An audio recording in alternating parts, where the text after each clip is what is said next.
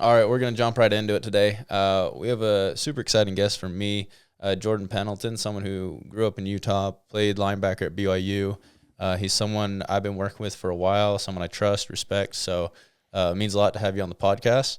You taking time. I know you're busy, entrepreneur, all that stuff. So I just want to start by just tell us a little bit about your story. Basically just starting in high school and how you ended up at BYU in the first place. Yeah, so when I was in high school, it's funny, basketball was actually my favorite sport growing up. Oh, really? Yeah, it was. I would say I like basketball and football. I mean, they were pretty close, but basketball is what I really wanted to do. And then in high school, played at Bingham, and I would say like my sophomore year is kind of when football started becoming more and more of a reality. Yeah. I just was like, football, the mindset in football was more, Yeah. in touch with how I am as like a human being. And so, but it was my junior year, BYU offered me my junior year, and things are so different nowadays. But back then when you got like, for starters, I was the first person, I think the second person. There was one other guy. It was like back in 2000 or 2001. He actually played with my brother, but I was really the second guy in like the whole entire history of the school to get a Division I offer. Really? Which seems mind blowing now because Bingham's pumping out D1 kids. They've had like full teams go D1. Basically. Yeah, exactly. So at the time it was a really big deal, and it's funny. I haven't really told this story too much, but I didn't want to stay in state. So my dad actually played at BYU.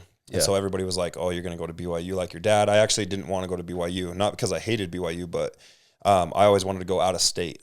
Mm-hmm. And so like when I grew up, I was like a huge, my brother was a Michigan fan. And so I'm a huge Michigan fan, still am. But back then we used to, we didn't have huddle and all this stuff. And so I hired a guy to come and do a highlight film for me. Oh yeah. It was on a DVD. Yeah.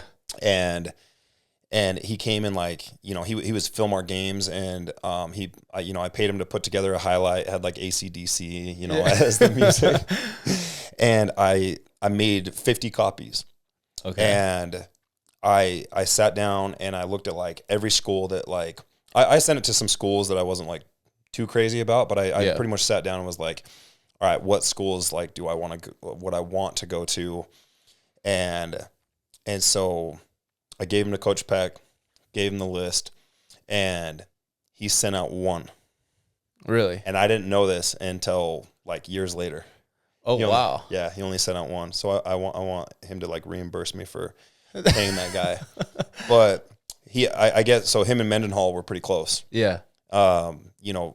Coach Peck's mindset was very similar to Coach Mendenhall, so it ended up being a good fit for me. But he promised Mendenhall he would not send all the other ones. Oh, wow. So anyways, I sent him out literally less than a week. I get a call. I'm in class, and it's like on the intercom. Yeah. And then I come out. Coach Peck's there, and they're like, you need to excuse, Jordan from class or whatever. Right. And I come out, and Coach Peck's like, Coach Mendenhall's on the phone. And I was literally in school, in class. And so I walked outside with Coach Peck, and I was on the phone, and he offered me. And that was my junior year. And I just felt, for me back then, you didn't really, it was very rare to get recruited out of state when you were in state in Utah back then. What year was this? This was 2005. Okay, so you graduated in 6? I graduated 2007. Oh, 2007. All right. Yeah. But football was like, how it's like I played, like my football season was in 2006, my senior year, but then I graduated 2007, right? So it was 2005 when I got the offer. And so anyways, I was super excited. But then at the same time, I was kind of like, well, I want to, I wonder what, like, if any other schools are going to like what else out there? Yeah, exactly. But I had no idea he left 49 DVDs chilling in his That's kind of crazy. Desk. So anyways, but it was at a time I remember where Urban Meyer had just left Utah. Mm-hmm. and, you know, Coach Witt's been awesome, but, you know, Urban Meyer was leaving, and that's when Utah was legit. And BYU honestly was like, you know, they weren't that good at the time. I mean, they were decent. They had some good athletes, but they weren't like, you know, 11-2 and, you know, they were kind of more, you know, but I remember my senior year in high school, going into my senior year in high school, I had started, because of that offer, I'd started talking to some other schools. Yeah. And one of the other schools I really wanted to go to was Oregon because, you know, the swag and all that. Right. And we all back, go through the phase. Yeah. And back then it was crazy because they were the only ones getting they stuff were the like only ones. Now every school's doing it, right? Right. And still not at the level of Oregon, but right. at the time, every other school had you had 2 unis. That was it. Yeah. You know, 1 helmet, and they were doing some crazy shit. And so, so I actually went on like a non-official trip there. Yeah. And BYU ended up finding out about it somehow. I tried to keep it like hush hush, but it's funny because that same year, in my senior year now, they played each other in the bowl game, and I was watching the bowl game, and BYU just smashed them. Like dominated them. It was in the Las Vegas Bowl. And so I really felt like Coach Mendenhall was somebody that was going to really turn that program around. Yeah. I was going in from a defensive standpoint, even though I played a lot of offense in high school. Did you play tight end? Wide receiver. Wide receiver. Yep. All right. And so, you know, he wanted me on defense, and I really, really liked the style of defense that he was running. I felt like it was a school I could go in and make an immediate impact, be a 3 or 4 year starter. Right. And it was close to home, you know, and so my parents could come to every game, you know, and so that was, you know, a good part of it as well. And so I ended up committing, and back then you didn't really, like, when you commit somewhere, you honor that. Yeah. Nowadays, the commitment, it means nothing. It really doesn't. Like a verbal commitment is like, you know, me saying I'm not going to punch you. Right. And I go to shake your hand and then I knock your ass out. Right. You know, it's like crazy. So back then it was just so different. And so, but for me, I was able to play freely my whole senior year, being like, dude, I already have, like, I know where I'm going, and I can just go and ball out. Mm-hmm. And I didn't have to worry about like the whole recruiting game, which back then there was no recruiting game. It was like literally I had to mail DVDs out and just hope that somebody would watch them. We didn't have social media. We didn't have, you know, Huddle and all this stuff. Right. And so that's what that was kind of my journey to BYU. So I committed. I felt really good about Coach Mendenhall. That year they had played really well. I think they won like 9 or 10 games. And so so I went in and ended up going to BYU and playing there, and had a hard first couple years. Yeah. Just transitioning, you know, but ended up, you know, being a 3-year starter there. We had one of the most winningest programs in the history of BYU during, you know, the 5-year span that I was there, because I redshirted 1 year. We had won over 50 games in the 5 years I was there. Oh, wow. Had a couple 11-2 seasons. You played some big name teams. Yeah, You were there when you played Oklahoma, right? Yeah.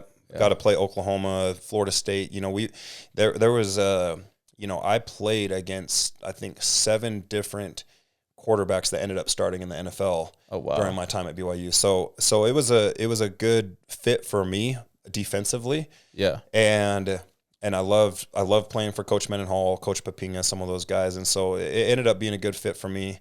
I just couldn't stay healthy. So. Right.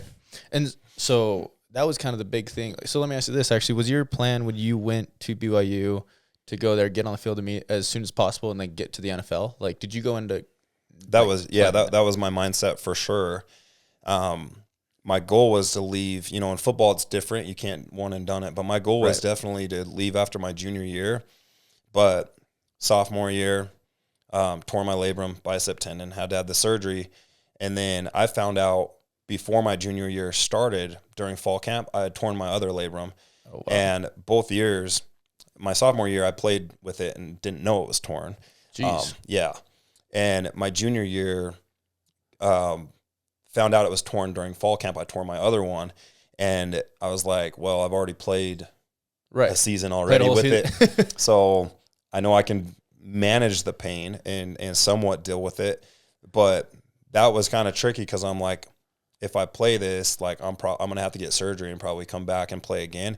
And then I ended up dislocating my knee 5 games in my junior year. Jeez. And so, yeah, at that point, I was just trying to get back from that injury and a shoulder surgery. Right. So I'd have shoulder surgery and knee surgery on the same day. That's crazy. So you had all these injuries, and I'm assuming is that what kind of led you into going into the career path you did?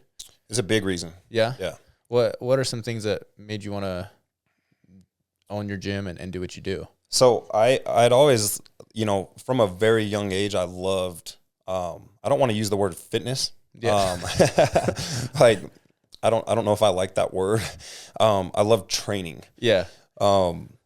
Training was something that was instilled in me at like a very young age. Right. And so, it's kind of like it's a running joke from like me and all my friends growing up. But, we always, if you ever came over to my house, like we were always competing in everything.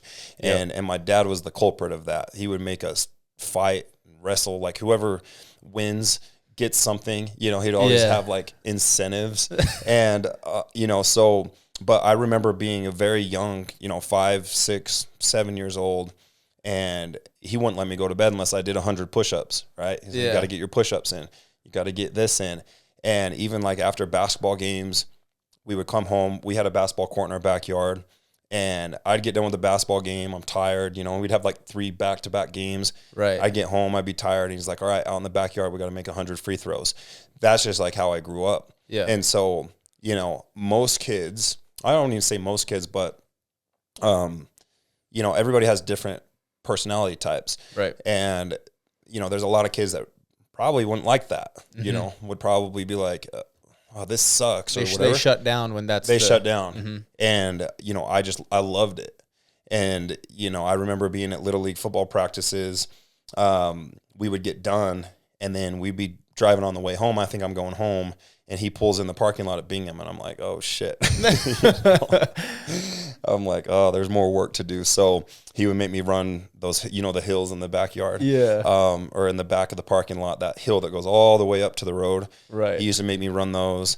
And, but my point is I loved it. Yeah. Like from a very young age, I absolutely loved it. I was always trying to get my vertical jump higher. I was always trying to get my, I was always trying to be like the fastest on the team. And so I had always known I loved it. And then now combine that with having never been injured my whole life. Right. I think I missed 1 football game my whole life until I got to college.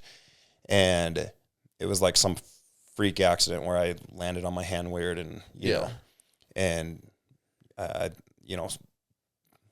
sprained a couple fingers or like it was a pretty bad sprain, but I sat out 1 game and then I wore a brace on it the next game and played. Yeah. And now I'm in a situation where I missed, I think, 21 or 22 games in a 3-year span. I didn't get a play in. And it just, it sucks because, I don't want to say it ruined my career. Injuries eventually ended up ruining my career for sure. Right. But I look back to what I could have accomplished had I have not missed 22 games when I was playing there. And so that was hard for me. So, when I first went to BYU, I honestly, my only goal in life at that time was just to play in the NFL. I didn't really care about anything else. Yeah. So I took some just lousy major. I was like recreation management or something. Yeah. No offense if anybody's taking recreation management. But I just did it because I didn't really care. Yeah. And it was actually my first kind of injury that I had. It was a huge eye opener for me where I was like, oh, this is like, it was the first time in my life where I couldn't work out. Right. And I couldn't train because, I was in a sling. If anybody's had a labrum surgery, you know how it's brutal. Like shoulders are no joke. And so it was the first time in my life it was very humbling because what my strong attributes is like being physical and being strong and fast and explosive and all these things.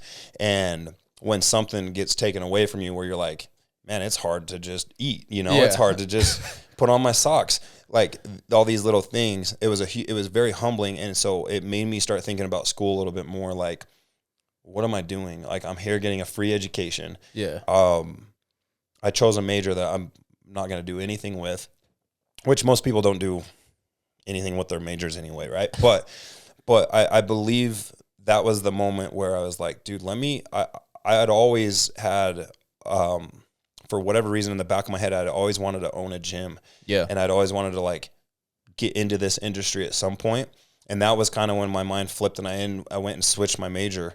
And then that's kind of where it started, because I was going through a lot of these injuries I was going through was at the same time when I was taking human physiology and human anatomy. And that's where like human anatomy, you know, probably one of the hardest classes at BYU. I didn't get like the most phenomenal grades because I'm like, you know, taking these religion classes that are so hard. And I'm like, dude. But that class, that was the first time where I was like dialed in. Yeah. And I just loved it, man. Like I loved it. And then that's kind of where it started. But even then at that time when I switched my major, never did I think I would have to get into it as soon as I did. Right. It was kind of more of a forced, because of, you know, the situation I ended up being in, where I was like, oh shit, I'm done. And this is it. And I don't know what I even want to do or, you know, even what the next step is. Right. And so it kind of just made me go into it. So would you say your injuries were pretty indirect correlation with the way you were training and that type of stuff? I think it's a lot of things. You know, I would never blame it specifically on just the training. Yeah.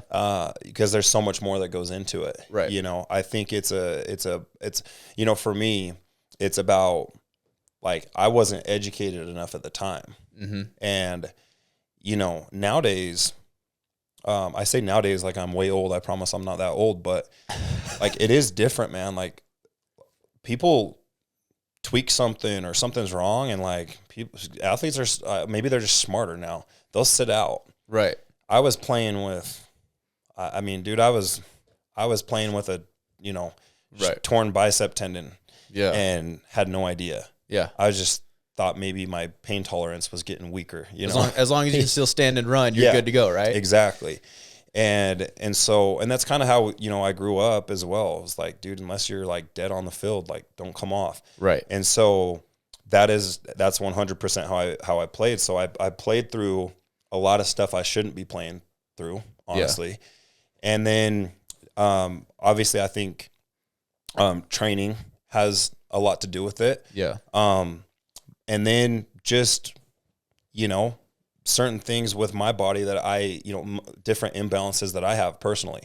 Right. That I didn't know how to correct, that weren't getting corrected, that led to, you know, some of the injuries that I had.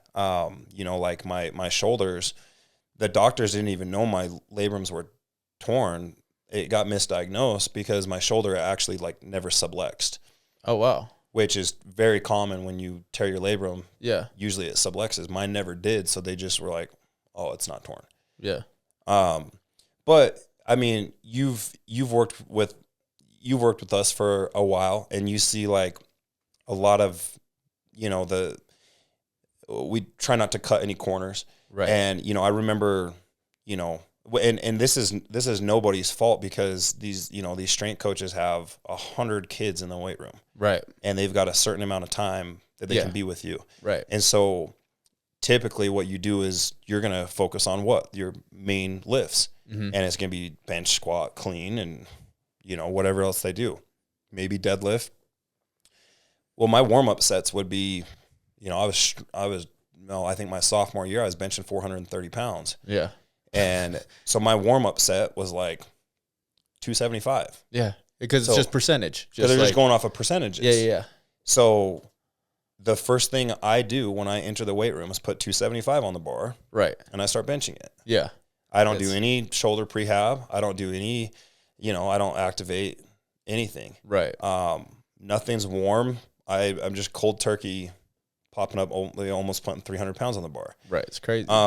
And so I look at it, and do I think that plays a part in it? Absolutely. But I also don't blame anybody, because it's hard when you got that many kids in a weight room and you've got a specific window to get all this stuff in.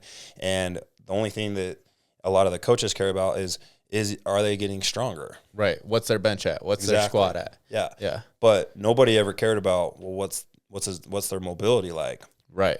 You know, Yeah. like, can he balance on one leg? You know, a lot of these guys, like, you know, it's funny because we work with a lot of college guys that come in, and I'm like, wow. Yeah. Like, this kid's going to get hurt. Right. Because they can't do very basic, simple things, but they're strong as hell. Yeah.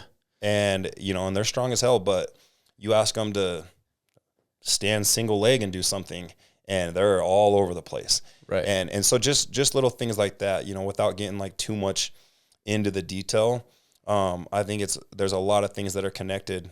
And then also too, it's not like our practices were easy either. Yeah. You know, like Coach Mendenhall had this Navy SEAL mentality. And so our practices were tough. So you got to look at volume and practice in conjunction with the volume in the weight room. Right. And what you're doing from a recovery standpoint. And, you know, it seemed like every day the cold tub over there was broken or something. So right. It's like, it looks cool, but you can never use it. But I think there's a lot of different variables that go into it. But there's also some personal stuff that I feel like, had I have known at the time, maybe been more aware of at the time, that I could have done more due diligence to try and correct those things so that my body was like more optimal and performing the way that it should. But you don't know those things. I didn't know how high my arches were. I didn't know that, you know, my glutes weren't firing a certain, like, you don't know these things. And it takes somebody to tell you and be like, dude, you need to fix this or else X, Y, Z is going to happen. Right. I just strap up the cleats and go play. So, right. And I think it's hard because, like, as an athlete, that's like, you put trust in the program, right? And so you expect, you know, whatever the strength coach, whatever, to put you in a good position, but they can only do so much. Like you said, you've got 100 kids and you've got 45 minutes to get a lift in. It's like, they got to do what they got to do. That's why I think it's so important to go do things elsewhere where you can get more one-on-one training. Like, I show up, I'm like, Zach, dude, I don't care how much it costs. Tell me how much. Like, I need you to get me right. Because knowing, like, me, I'm kind of the same way where I've always enjoyed the training, and I pay close attention to my body and how it's feeling, which I think a lot of kids don't. But like, go to BYU and it's like, I'm the strongest I've ever been, but I can't move. I can't run. Like, I was training with you guys, whatever it was, 3 months ago, and just from then till now, I get back working with Zach, and he's like, dude, he's like, you weren't kidding. Those hip flexors are locked up. Like, like, I can't extend, like, and I can feel it when I'm running. And so it's hard because a lot of the coaches, they just want to see the numbers and they want, you know, how much you squat, how much you bench. But it's tough. There's a lot that goes into it. It's tough, and you know, a lot of it comes down to you know, a lot of the little things that you can do at scale with that many kids can be super simple, but it takes time. Yeah. And it takes time to set it up. Mm-hmm. It takes time, you know. And so I've been able to experience, you know, a lot of different places, and it kind of opened my perspective to a lot of different things. And I realized that the reality of the situation is it just takes time and not being lazy to implement these small little things, even if it's just 5 to 10 minutes of activation work before we get into our lift or whatever. There's a lot of programs, they'll go out and do speed work. They're not even warming up first. Right. How are you going to go out and do speed work without getting that your tissue temperature high? Exactly. Like, how are you, you know, and so, you know, it boils down to, if you want to do it at large scale with that many kids, it's just going to take more work. Mm-hmm. And the coaches have to be willing to put in that extra time and that work to make sure that the first thing you're not doing when you go in the gym is putting a bar on your back and you're warming up with 300 pounds on your back. That's your warm up. Right. So what would you say is the most important thing? Like, if you have a kid, like, what are some main things they need to focus on at the high school, college age? So it's different from, I would say it depends. It's different from age, but also very different from development level. Mm-hmm. Because if, like, we have some 12-year-olds that have been with us for 4 years. They've been with us since they've been 8. Yeah. So their training experience and age to us is more advanced. Right. And so I have no problem trying to get a 12-year-old strong because his movement is good. Right. His range of motion is really good. His mobility is good. His hips are good. He's doing his technique is good. And he's handling, certain thresholds really well. And if that's the case, all right, cool. Let's progress. Let's advance you. I don't care if you're 12. Yeah. Now, if I get a 12-year-old in that's untrained, he's maybe hasn't hit puberty yet. He's in his awkward stage. He's growing. Yeah. He's weird. He's lanky and long and, looks goofy when he walks. That's okay. Let's work on not being so goofy. Right. Let's work on, some proprioceptive work. Let's work on balance. Let's teach you how to move your body with all this new growth and this awkwardness. Let's just teach you how to move your body, and let's start with very basic level strength training, because at that point in that kid's specific training program, that stuff is going to be the most important. You don't need to bench press. Let's hold up in a push-up plank for as long as we can. Yeah. And see how long you can hold. You're still getting stronger, and so I've had so many parents like, why is my kid not benching? I thought you were going to lift with him. I thought you were going to get him stronger. I'm like, dude, he can't do a push-up. Like, let's get him to do a push-up first with like perfect form. Yeah. And then I promise, trust me, if anybody likes strength, I promise it's me. Yeah. So I'm not, and so it all, your question is really good, and it all depends on the individual. It depends on, we will have a 14-year-old that could be a late bloomer. Yeah. And I could have a 12-year-old that's been training for 4 years and is so much more advanced than even some of our high school kids. Yeah. And then going back to college, same thing. A lot of the biggest things we see with like college or NFL guys or professional guys is bad habits over time that never get corrected or fixed. And so now it's like, well, you're already a baller. You're playing really well. Right. I know, my first thing isn't like, oh, let's get stronger. Right. If you bench 400 pounds, my first thought's not, let's get up to 410. Let's get up to 420. Right. It's more, well, gosh, you can't even lift your arms over your head. Right. Like your shoulder mobility is terrible. And so that's what happens. It's a lot of strength. It's a lot of, these guys have a lot of power, a lot of strength, but their movement quality is terrible. Yeah. And, you kind of mentioned it, how you feel with like your hip flexors and stuff.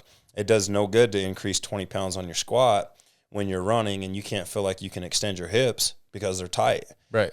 That now needs to become more important. And so, and then we get guys that move really well, that do things really well. And yeah, let's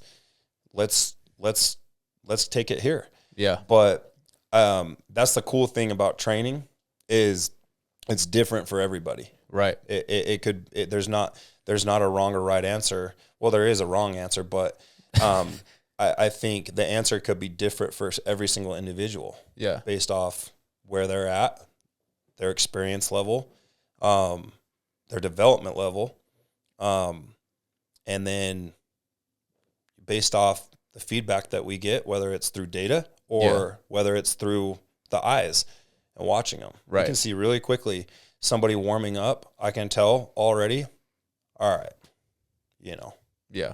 this is weak. Right. Knees caving in when he does the skips. Yeah. Like it's and that experience over time, you can look at that. Okay, cool. Well, let's not tell him he can't do anything. Mm-hmm. Let's teach him how to do it right. And then let's throw in a corrective exercise to help fix what we're seeing when he's actually moving on the turf. And so you can do it. You don't, the goal is not to take away from anybody. It's to notice what the weaknesses are, still have them learn the movements, and then try and fix what those weaknesses are and turn them into strengths. And that's all it is. That's super cool. What's your favorite part about owning a gym? Oh man, I don't know if I have a favorite part. What are some of the things you like? Oh no, I'd say, the coolest thing for me, one, is all the people that I've been able to connect with over, you know, we'll hit 9 years here in May. Jeez. Which is crazy. But I was, you know, it's a very good question because you asked me that, and I'm in a little bit different situation now than when I first started it. And I look back to that start point, and I think that's what I appreciate the most is all the stuff that nobody saw. Yeah. And all the grind and just, you know, the 16-hour days and, you know, waking up at 3:30 a.m. every single morning for, I think I did that for like 6 or 7 years straight. Jeez. And, you know, opening it, closing it, cleaning it, being the janitor, going through just the most ridiculous stuff. There was like a 2-year period where I was running my gym pretty much out of a construction zone. As the building was like getting remodeled. And so there's you know, if I look back to what I appreciate or what I love most about owning it, it's all the athletes I've built some lifelong friends with a lot of athletes that I've worked with. Yeah. People I talk to regularly, people I really care about, people that I, you know, like, I bring this up cause she just sent me her jersey the other day, but like, there's an athlete I had, her name's Morgan Kane. You know, this girl, this is my favorite thing about owning a gym, is a story like this. And there's many, but this girl was, she was playing at a 1A school. I think it was a 1A or 2A. It was like Waterford or something. Yeah. You guys might know where that is. It's close to, I think it's in Draper. It's like close to, yeah. It's like in Draper. And, you know, I get working with her and she's, you know, super goofy. Not the most athletic person in the world, but her work ethic is phenomenal. And I can tell that she's got some skill and she's tall. Like, I'm like, okay, she's going to be like 6'2", 6'3". Yeah. And, you know, you know, being a part of somebody's journey and having influenced it and then see them play at a high level is the greatest thing for me. Because I literally went to her parents. I'm like, why the hell is she at Waterford? Dude, we got to get her to like a 5A school or something, right? And back then there wasn't a 6A, but to see her put in all the work, and she had a lot of issues when it came to like the development when it came to training. Yeah. But to see her go on transfer or not transfer, but like they moved her to a new school. Yeah. And then to see her, you know, all state and makes it to the state championship. They lost in the state championship, but she made it to the state championship. She was first team all state, gets a full ride to Iowa State. And, you know, her last year went to the Sweet 16 in the March Madness tournament. That's dope. And who would have ever known if that would have even been possible had it not been somebody on the outside in looking in and being like, dude, what are you doing at Waterford? Like, get her out of here now.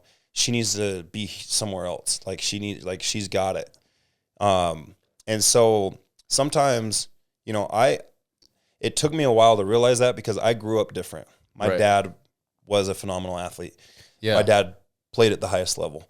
And so I just grew up with him. Right. But there's a lot of kids out there that grow up with parents that have, no offense, but they have no clue in hell what they're doing. Right.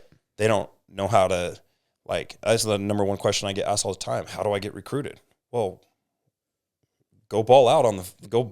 Right. Like, play football first. Yeah. Go win a state championship and be like the MVP. Like, you'll get recruited, I promise. But a lot of parents don't even know, like, you know, they don't even know how to decipher everything. It's like they have no clue. And so that's, I think, been my favorite thing is being that person that can have an impact from the outside looking in with the experience that I have and try and guide people in the right direction. And hopefully it's in a direction where they have the most likelihood of succeeding. That's been the most rewarding thing by far. Everything else, That's super cool though, because I mean, I feel like I've been blessed in my circumstances. I grew up with, you know, parents that were both fairly athletic, and my dad that pushed me in the right direction. But I mean, even me, like, I feel like I've developed so much, and just like from the things you implement at your gym, like, I don't know, obviously I keep coming back, so there's a reason why. But like, I think everybody can benefit from having someone like that in their life. So from the other perspective, it's so huge. And it's great. I tell people all the time, it's like, man, the best thing you can do for your kid is get them a coach, man. I don't care if it's for training speed. I don't care if it's like for mental stuff. Sure. I don't care if it's like whatever. Like, get them a coach, because, you know, sometimes even if your parents do know what they're doing, if it's always coming from them, right, the kids are gonna, if they have the wrong mindset or the wrong mentality, eventually the kids, it's gonna turn them away. Right. You know, they get annoyed and sometimes they quit, or sometimes they just end up not liking sports in general because they get pushed too hard. Right. But when it, you know, I would say a huge part of like our job is like, we want parents to be able to trust us and rely on us to offer them the best advice that we can give them. Yeah. I've told kids before, because of personal experience, I've told kids, I had this one kid, I told his parents were deciding what to do, and I said, don't play him this year. Sit him out. Yeah. They're like, what? Like, we're coming to you to get better for sports and you're telling us not to play? And I was like, right, don't play. Like, spend the whole year in the gym just developing, because I'm telling you right now, your kid is like, he's hitting a growth spurt, and just hold him out. Who cares what he does on his 6th grade football team? Right. Nobody cares. Nobody cares. And but he's got potential, but I'm like, hold him out. And the reason that I am able to give that advice is because my dad did that to me.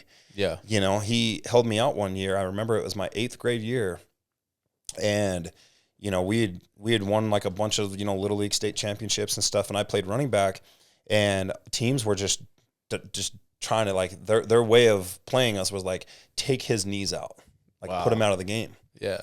And so I had hit in a pretty big growth spurt at that time. Yeah. And my dad was like, you're not playing football this year. And I'm like, the hell, I'm not playing football. What do you mean? Yeah.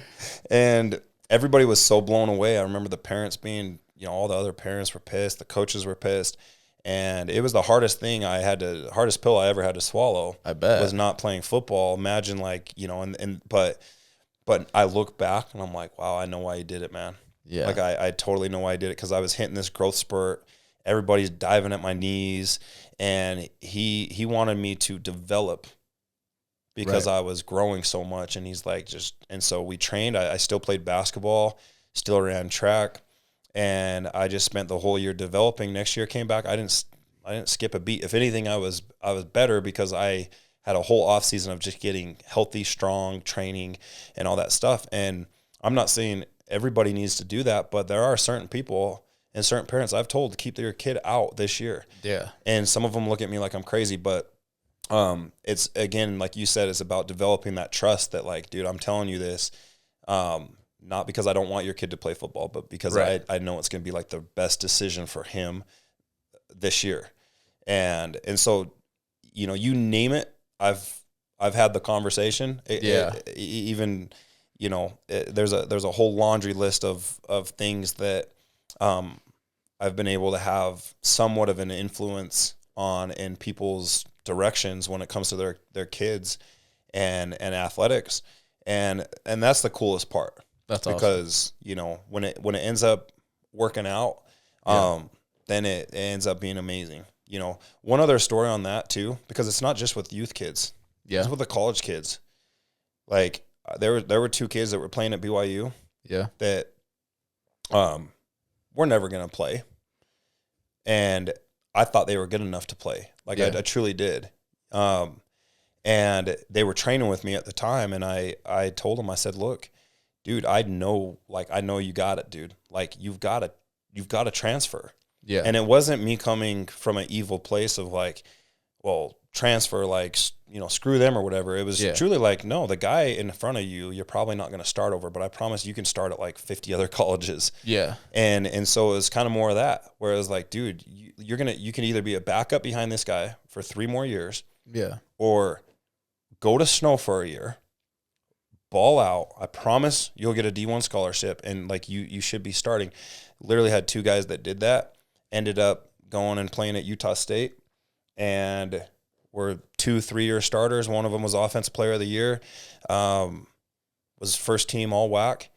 Wow. And that's the stuff I'm talking about, right? Is having influence on stuff like that. Because the alternative was sitting your ass on the bench your whole career, right? And so it's not just with youth; it's with anybody. That's so cool.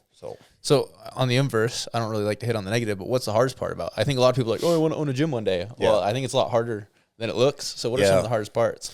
Well, there's a lot of hard parts, and I would say, we're open at 5 a.m. every day, right?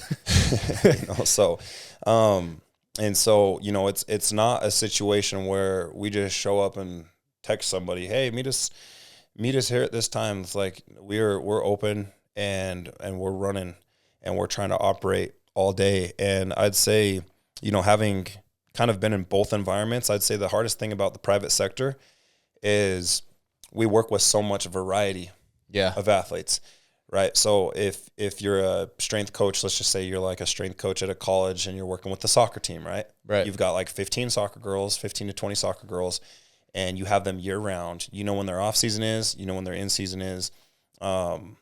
You get to know these people because you're working with them over a course of 3, 4, sometimes 5 years. Right. And so, way easier to program, way easier to, get familiar with their athletes, what their weaknesses are, all this stuff. You're working with the same people over and over. Right. Now, kind of compare that to what we do. We work with every sport. Right. So many different sports, so many different, every sport has different energy systems. Yeah. Every sport has, different needs. And then every athlete needs different needs. And it's kind of like what we talked about with like the lanky, goofy kid. Yeah. We work with kids from, we've had as young as 6-year-olds. Oh, wow. In up to, 60-year-olds. And that's a huge margin. Like that's a huge window. And so it's, I would say from a training standpoint, that is the biggest challenge is trying to scale and be able to work with that many different variety of people. From the business itself, man, I don't even, that would be like a whole nother podcast. That's funny. So, but from a training standpoint, I would say that's the hardest thing. Yeah. But yeah, I think that would be a whole nother podcast. Whole nother can of worms with that one, huh? Yeah. So you guys, every year you guys train some dudes that are doing whatever pro days, drafts. You do that every year, right? Yeah, we have. Yep. Who'd you work with this year? So we worked with Mitchell Price, Josh Davis, and then we worked with Logan Kendall, tight end from Utah. Oh yeah. Yep. Are any of those guys predicted to be drafted? Do you think they're gonna be free agent guys? What? So 2 of them definitely free agent guys. Mm-hmm. Logan most likely a free agent guy, but has a chance to get drafted. Will he get drafted? I have no idea. It would be later rounds if he was. And if not, then he would definitely be somebody that would be like a free agent signing. Gotcha. That's cool. That starts today, right? Yeah, I think it started today. There you go. I'll have to tune into that. A couple questions for you. You talked about how you work with people from all different ages. How often do you have people like just reach out to you in the DMs that are like just got done like watching freaking Creed or something and they're all motivated and then never show up? Like, do you deal with that quite a bit? Yeah, we do. I mean, I wouldn't say a ton, but yeah, we've dealt with that a whole lot. We deal with the most ridiculous stuff ever, bro. It's crazy. Like we'll do like a couple years ago, we ran a challenge. Yeah. And everybody's like, they get so motivated and they're so ready and, they sign the contract, they pay and all this stuff. And then they'll never show up. Yeah. And then all of a sudden we'll get like a disputed charge. And we're like, so I go and look and I'm like, yeah, he's got a signed contract. Like he committed, like he literally signed it in front of our faces. And then it's like, and then he disputes his charge and it's like, Well, then we found out he had actually never shown up. Yeah. Like he came to start, he signed, he did all that stuff, and then he never showed up. Yeah. And, so like that happens all the time. You know, of people that, especially in January when everybody has like their New Year's resolution. Yeah. And yeah, it's, or even with athletes, man. Like we'll get parents that will sign their kid up, and then the kid, like I've had parents call me being like, hey, better not say their name. Hey, was so-and-so at, like, I'll get a call. I'm like home eating dinner, Yeah. Hey, was so-and-so at training today? And I'm like, I don't know. Like, I'll find out, let me see. And, so I'll text them and I say, hey, it looks like he wasn't. And the kid is lying to his parents saying he's going training, and he's really going out and, doing bad things with his friends or whatever. So that's funny. Like you name it, we've dealt with it. It could be something like that to what you said to anything in between. That's hilarious. Yeah. So kind of on that topic, you got like the average person, right? We talked a lot about athletes. What about just the average person that just wants to stay like a healthy lifestyle? What are some like important things for them? Yeah. So, the biggest thing is, that's honestly one of the biggest reasons that I didn't limit us to just athletes. Yeah. Is because one thing that I saw that was very common, and one thing that you'll end up seeing as well when you're done playing, is you look at a lot of, when we're in college, we're training, we're at practice 2 hours a day. Right. We got 2 a days, we're training, we're lifting weights, and, most kids that are serious about sports are trying to fuel their body the right way. Yeah. Or at least, paying attention to it. And then if most people are done after college, and a lot of those people, they keep a lot of their bad habits. Yeah. And then this lifestyle of practice and training and weights and meetings and responsibility and like, their itinerary goes away. Right. I call it the itinerary because I tell people I lived off an itinerary. When that goes away, I just see way too many teammates just completely lose themselves. Right. They, what do people say? Like what do people call it when they, let themselves go? I let myself go. Yeah. Right. That's exactly it. I let myself go. I see too many people letting themselves go. Yeah. And a lot of the times they're still, I still work out 4 times a week, 5 times a week. I still do this.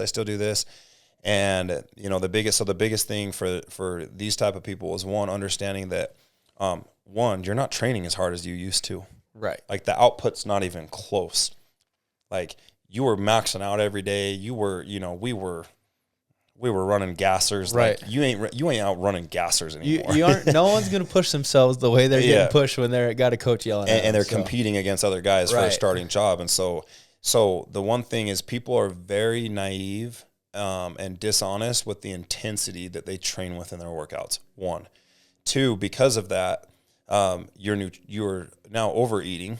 Yeah. And your nutrition is terrible because you went from training this hard, to pretty much having no money, and you were lucky, to go to Legends Grill or whatever and get some food.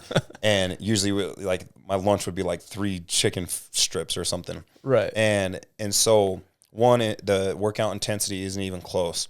The nutrition habits get worse. Yeah. And people are overeating, especially now that they're not training like they used to. Even if they go and do a couple, they think they're training because they went and did like some bicep curls at the gym. Right. You're not training. Yeah. And then the most overlooked is stress. Yeah. And sleep and recovery and hydration. Yeah. Those things, killers. Yeah. And what happens when you get done with college and you have no idea what you're doing, and you've had a couple kids or, yeah. And all of a sudden you're like, oh, wow, my scholarship check's gone. I don't have football practice anymore. Right. Does stress become an issue? Absolutely it does. Yeah. Bad sleep cycles become an issue for sure. Right. Most people have no problem drinking like 2 swigs a day, but are they getting enough water? Are they getting enough electrolytes? Hydration becomes super key. And then recovery. I don't recover the way that I used to when I was your age. Right. Like it does. So I have to pay more attention to that. And the recovery is, one of the biggest things. And so those are, those 6 or 7 things that I named are the biggest things for people to pay attention to. Is one, your training intensity is not as high anymore. Yeah. And so, and it's not even close. Your nutrition now becomes the most important thing. Right. Because you can get away with eating McDonald's and Wendy's in college when we're cranking it every day in the weight room, you know, like jacking up weight. Right. You can get away with it, and we're young. Yeah. Well, you can't get away with it when you're 30 and you're eating the same things you ate in college. Yeah. And you're not doing all those things that we were doing.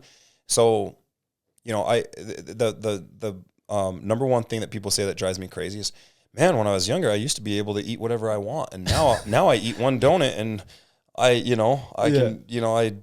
have a gut. And it's like, well, yeah, because we're not 14 anymore. Dude. Right. That's funny. Think how active we are when we're younger. We're out playing, night games, and we're out in the backyard playing pickup ball. Like we're nonstop. So yeah, you can't eat the same things anymore that you used to when you were that age, because you sit in a desk all day. You aren't doing what you used to do. You're not doing what you used to do. I've actually heard, and tell me if this is true or not, I've heard that like more of a problem, like everybody uses the excuse, oh, my metabolism slowed down as I get older. But I heard more than that. It's like your metabolism slows down a little bit, but more you're just not doing anything anymore. Yeah. So I don't know how true that is. Yeah. So think about this.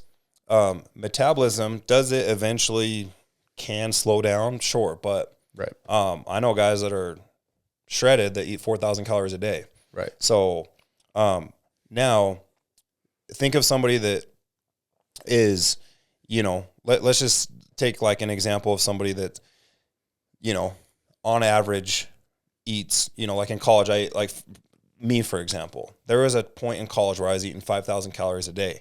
Yeah. I had just switched from safety to linebacker. Yeah. And so I needed to put on some weight. And so I was eating 5,000. I was going to Chipotle. I was double wrapping a burrito. I was getting extra chicken. I'd make them double wrap it. And like I was eating like crazy, and I was tracking, and I was eating 5,000 calories a day. Okay. Now I eat anywhere from, it depends on the day, anywhere from 2,000 to 3,000. Yeah. I want to try and hit 3,000, but there's just some days I get home, I'm with the kids, and I don't have the time to eat. Right. And so now I'm around 2,000 to 3,000. Now, what if I was still eating 5,000? Right. I would too be this person, man, I used to be able to eat whatever I wanted. Right. Well, the difference is I'm just not, like, I don't burn as much energy as I used to. Right. Not even close. Mm-hmm. And so it's an energy balance game. Yeah. And it's the most simplest way I can put it is it all comes down to energy balance. There's no way you're gaining weight if you're eating in a caloric deficit. Right. It's pretty much impossible unless your hormones are all completely jacked up, right? Or if you got like some disease or something, or, whatever, or a condition. Well, a lot of these people, one, they don't even know how many calories they're eating. Yeah. They don't track. I think that's huge right there. And so they're like, oh, well, I don't eat that much. Well, tell me what you eat. Well, I eat this and this and this and this. And even then when they start tracking, they don't track the butter they put in. They don't track this extra thing, right. 5 tablespoons of ranch, and all of a sudden shit starts adding up. Right. And they have no idea, they have no whereabouts of how many calories they eat. Right. And it's very simple to eat a lot of calories. And just because you don't feel like you eat a lot, like I remember somebody was like, no, I eat really healthy, so like every day I'll have a Cafe Rio salad. And I'm like, okay, nothing wrong with a Cafe Rio salad at all. I'm not saying there's any, like, I love me a good pork salad, right? Oh, yeah. The issue is that salad is 1,500 calories. Right. And I promise that's not the only, well, that's if you don't put all the ranch on it. Exactly. And so you're 2,000 calories with one meal. Yeah. And you also didn't exercise. You work a very sedentary job where you sit at a desk all day. Like, things change, man. And you've been sipping a Coke all day. Exactly. Yeah. And so going to Cafe Rio and, smashing a burrito or a salad was no big deal because we were burning it. It didn't really matter. And so that's the biggest difference is people are very unaware of how much they actually eat because they don't track. And until you know, you're just, throwing darts blindfolded, trying to hit a bullseye, dude. And, it's not going to happen. Like you have to be in tune with what your body needs. And the only way to do that is track. Mm-hmm. And I would say most people just don't track. For sure. That's crazy. So simple too. It is very simple. Like the basics of it all is actually very simple. It's not a hard concept. It's not. You just got to do it. Yeah, exactly. Okay. 2 more questions for you. I meant to ask you this earlier. Do you feel like there is, you kind of talked about, the whole Navy SEAL mindset that there used to be.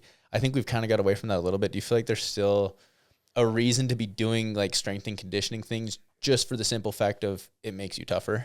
That's a good question, man. So I've been on both opposite ends of the spectrum. Yeah. I've been in the, for instance, and this is no offense to, to coach, but because I actually, I love him. But, we were doing speed training one time and he was getting pissed because our speed coach that they had contracted out was having us walk back to recover, right? And if you know anything about speed work, it's not conditioning. Right. It's about output. Like we might only have the speed work doesn't require a ton of volume. Right. It's actually opposite from that. There's not a ton of volume because the outputs are so high. Yeah. The higher the output, probably the less volume. Like if you're maxing out, are you going to do 50 sets? No, you probably one. Right. And so now in speed, that is a very similar goal. Like, can the output be there on whether it's, jumps, whether it's explosive throws, or whether it's sprint work or whatever we're working on, the volume doesn't need to be so high. And I think that's a misconception. Yeah. Well, anyways, and then when the output is so high, so like if, and I'm just trying to break this down for the audience, but if you maxed out, let's just say you maxed out on squat and then you were going to do another set, would you go run during that set and then come right back and then do it again? Right. You need to recover. No, you'd be so fatigued and your body didn't have enough time to recover. Then obviously, we can get into, ATP and all that stuff, but it's irrelevant. My point is, he was getting mad because we weren't, because we were walking back for recovery. Right. And so then it turned into sprint and then run back and then get back on the line and sprint. And at that time, it's like, we're not doing speed work. Right. So the reason I bring that up is it's a tricky question because now, looking back at that, I'm like, that's the worst speed work we could ever do. Right. That was conditioning. Exactly. It wasn't speed work. And then the output in our sprints isn't high. So we're not actually getting faster. Right. And so, yes and no. And the reason I'm so torn on this is, when it comes to that type of stuff, I believe that if the goal is to get faster, then let's get faster. Right. Let's not turn drills that are meant for footwork or conditioning. We used to do the 5-10-5 and the L drill would turn into conditioning drills. And it's these are very precise technical drills. Yeah. And what happens when you get tired? Your feet work start getting sloppy. And if you're doing those things sloppy, what good does the drill actually do? Right. However, I also feel like, especially today compared to, I also feel like there's a huge mental toughness aspect of the game that is there's a lot of lost art that goes into that as well. For sure. Of people being able to, when it's fourth quarter and somebody's on a long drive, getting back up every single play and being no, we're getting a stop right here. And right. And so it's a very hard question because, science is great, but what's even more great is having it up here. Right. And, it's, Michael Jordan's my favorite athlete ever. Yeah. And there's that story of him where he was golfing all day and he literally was playing 36 holes and he drank 12 beers. Right. And no sleep. And then showed up and I don't know if it was game 6, it was a playoff game and, dropped 50 points or whatever. Right. And put money on that, you know, if I put up 50 tonight, like it's double or nothing or whatever. I can't remember the exact bet, but if you were to look at if any trainer or sports scientist or whatever people want to call themselves, if they looked at that, they'd be like, okay, that is the wrong thing to do, right? For an elite level athlete. Yeah. I wouldn't recommend, you know, ordering pizza before, you know, the night before game 6 or whatever. Right. But with MJ, it didn't matter because mentally, you know, his mental toughness was so superior to anybody else, and his ability to compete and will himself to win was so different and so far beyond anybody else's capabilities that science doesn't matter. Right. And so I have mixed feelings on him. Yeah. I really do, because I do think there is a component of that still needs to be instilled in kids. For sure. And you can do it in smart ways. Mm-hmm. You don't have to do it where you're running kids into the ground or doing something stupid that's going to get somebody hurt. Right. You can implement it in different ways. And so I think there needs to be a healthy dose of both. Right. And how you can merge those two together, that's where it gets complicated, but I think it can still be done. And so that's a tough question, man. It is. Really good question. It is. There's a lot to dissect there. Yeah. Okay, last question. I ask everybody this. What's something about you that most people wouldn't know or it might surprise them to know? Man, last time I said this, I got like, people made fun of me forever. That's a good question, man. What do people not know about me? So it's funny. I got asked this question in college, and it was an interview. I think we had a game that was on ESPN. We were at home, and I got interviewed before the game, and they did like a little special or whatever. And they asked me the same question, so I'll probably just say the same answer. And I said, I'm into like design.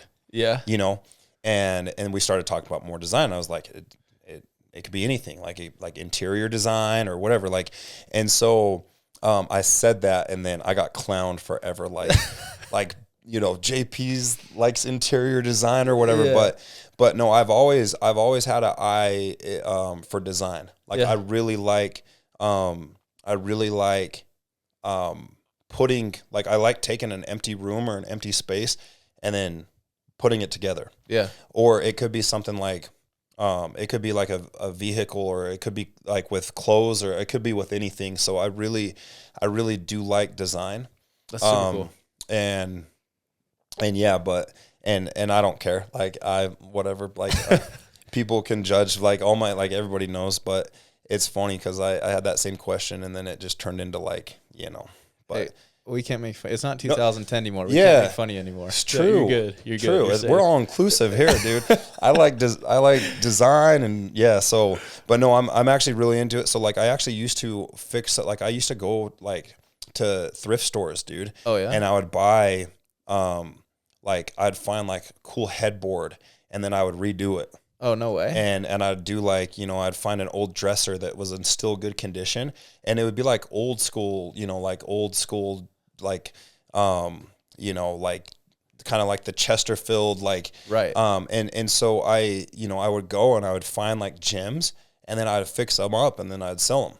That's super cool. And so I would strip it, I would stain it, I would reupholster it, I would just do things like that. And some stuff I kept, because it was cool or whatever. Right. And so I've always been into that kind of stuff. Like, I remember like from a young age, you know, my room, I asked my dad I think it was when my brother went on his mission, and my sister moved down to the basement. Our rooms were next to each other, and I talked him into knocking the wall out. So it would combine both rooms. And then I just remember being like, okay, this is what I'm going to do. And I had Michael Jordan posters everywhere. And I had like this whole, like in every ounce of that room, like had my taste and flair on it or whatever. So it's been like that since a young age. And that's so cool. And so, so yeah, it's something that I like, something I enjoy doing. That's so dope. I scroll on Pinterest every now and again. There you go. That's good. I love it. So, well, that's funny. I didn't know that, but I appreciate you coming on. Absolutely, it's man. It's been super fun. You shared a lot of good things with me, and I know a lot of people who watch this will love to hear some of the things you said. Yeah. So appreciate you. Means a lot. Okay, appreciate it.